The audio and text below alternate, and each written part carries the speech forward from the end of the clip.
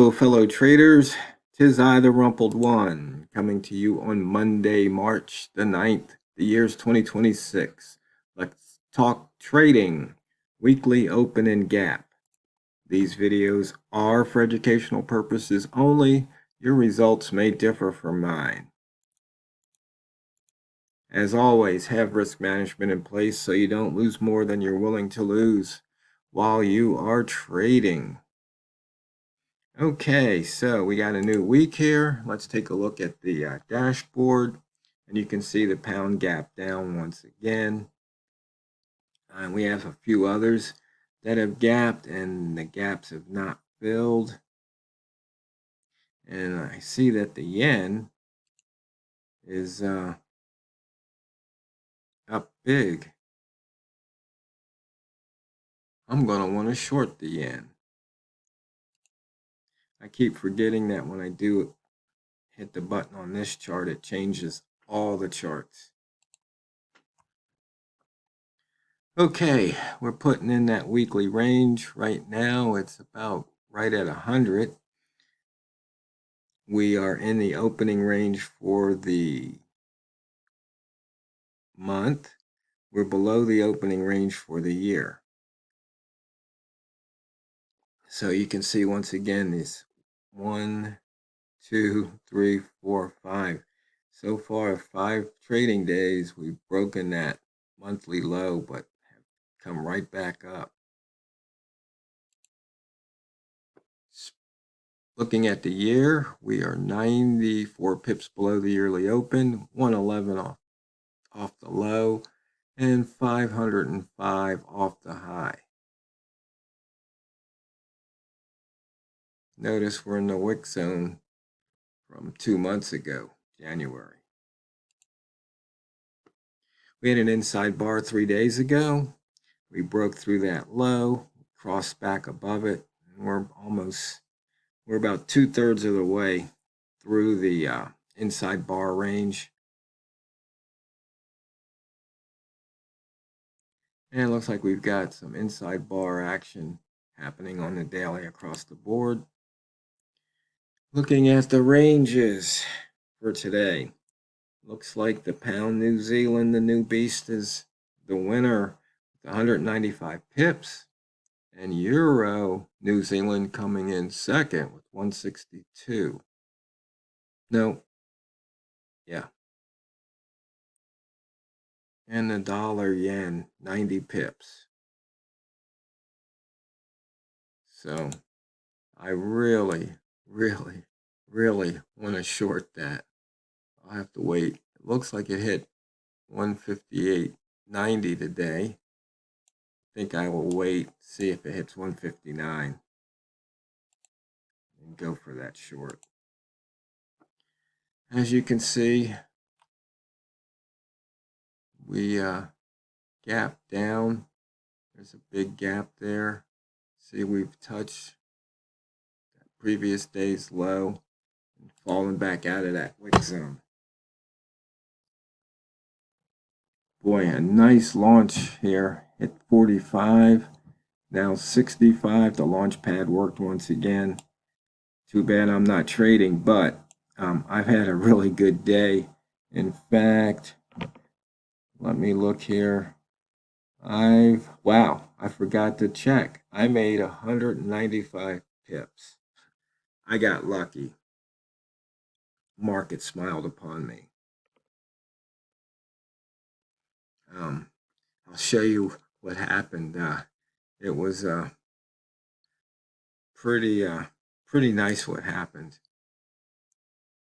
Okay, looks like it's time for the red rats to feast.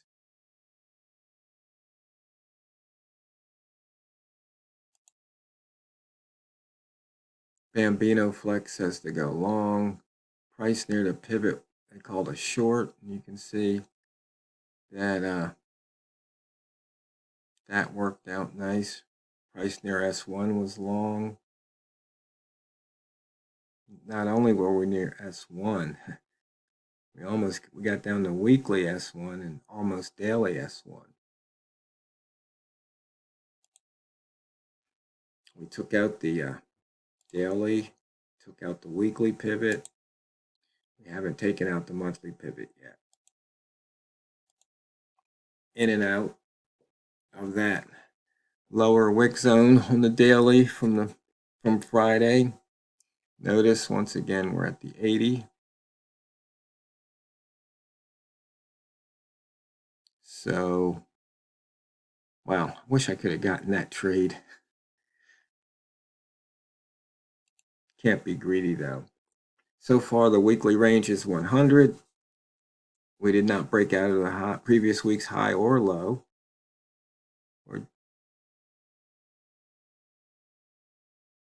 We did break out of the daily low, previous day's low. So high minus close 23 for the red rats, close minus low 78 for the green. Weekly crossover traders, high minus open 47 to the north, open minus low is 53 to the south.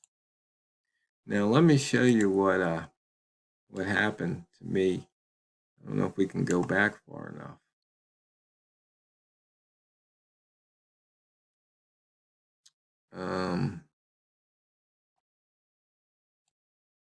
I know what I can do. I can turn off the auto scroll and show you what happened. I was trading early in the session.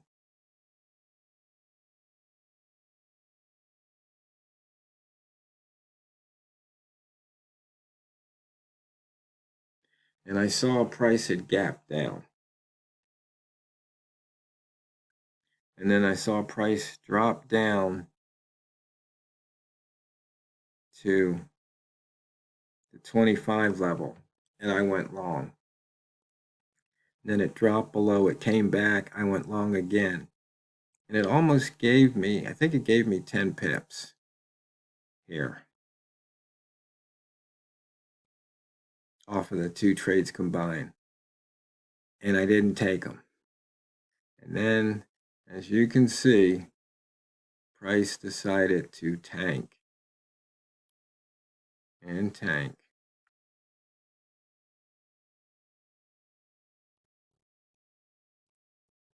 And tank. Well, I added in, I think about 4 times, and then this happened. And it was worth about 80, almost 90 pips. So sometimes the market just smiles upon you. That was not good trading, but I was gambling on the fact that we had that huge gap down, and that gap should fill, and it almost has. So sometimes you go with your gut, but you have to trade what you see. And then I've just been doing a bunch of launchpad trades and higher low, lower high trades. It's been really nice. Oh, and I wanted to show you something else. I modified an old indicator, TROHHLL lines, and I have it set to start 1 bar ago and run for 5 bars. And what it'll do is it will show you where the next 1 ball is going to appear. So right here, if price hits that level, it'll be a 1 ball. And where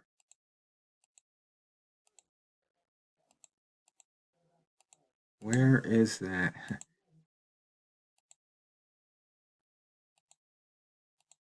Here we go. So you see here, there's a 1 ball, there's a 1 ball. Either. So it predicts where those 1 balls or 2 balls or 3 balls.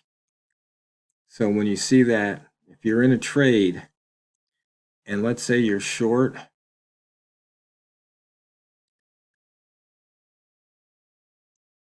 And now let's say you're long and price is against you. You want to make sure your entry, your average price is somewhere between these two. Because if it comes down and puts a one ball in, it'll bounce. You don't want it to bounce and go against you. You want it to hit it and hopefully you can get out. So that's how you trade that. So once again, if you bought and price is dropping, you know where that one ball is going to be. Make sure your entry average price, get it above this line, because those one balls, it might take it a while, but they usually do appear.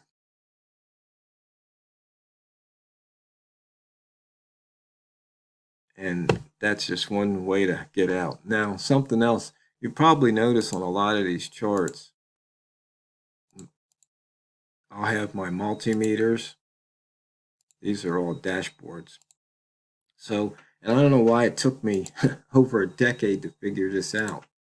Just set up a chart that has all the multimeters that I like to look at.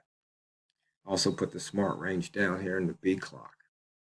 And then that way, all I have to do is reduce the size of the chart like so.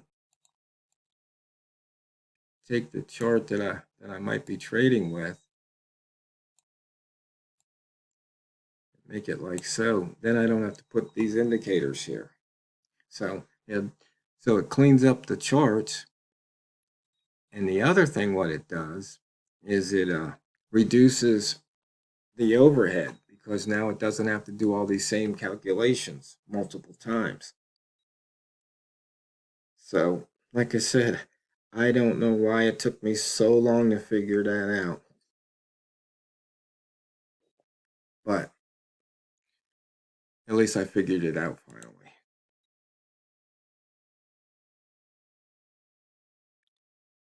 So we can take a look. 616 year-to-date accumulated range. And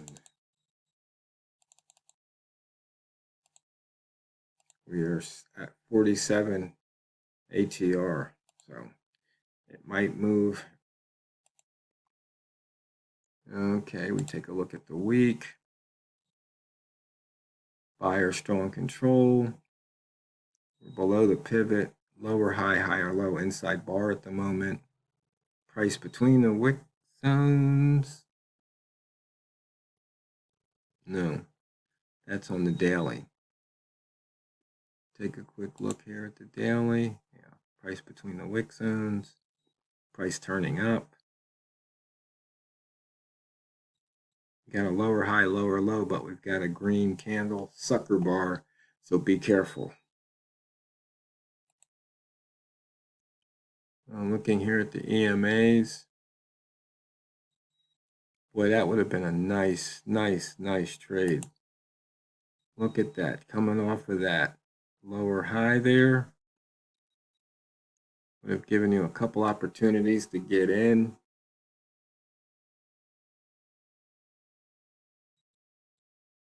Hit that previous resistance, fell back, pushed through.